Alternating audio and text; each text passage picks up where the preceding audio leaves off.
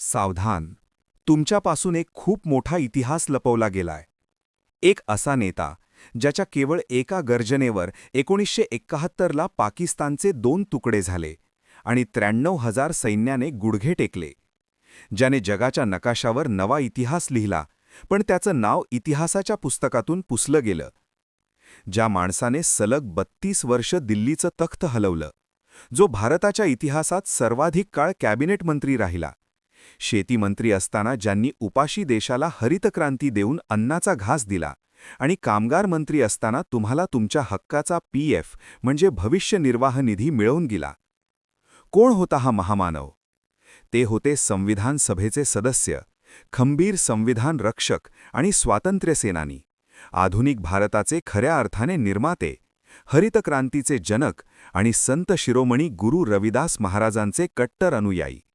ते होते देशाचे माजी उपपंतप्रधान, महामानव डॉक्टर बाबू जगजीवन राम साहेब. त्यांनीच दलितांना मतदानाचा हक्क मिळवून दिला. सरकारने त्यांना भारतरत्न दिला नसेल, पण आमच्यासाठी ते भारतरत्नच आहेत. आता वेळ आली आहे हा लपवलेला इतिहास जगाच्या कानाकोपऱ्यात पोहोचवण्याची. हा व्हिडिओ आत्ताच शेअर करा आणि आपल्या हक्काच्या स्वाभिमानी यूट्यूब चॅनल रविदासिया वर्ल्डला आत्ताच सबस्क्राईब करा. जय रविदास, जय बाबू जगजीवन राम.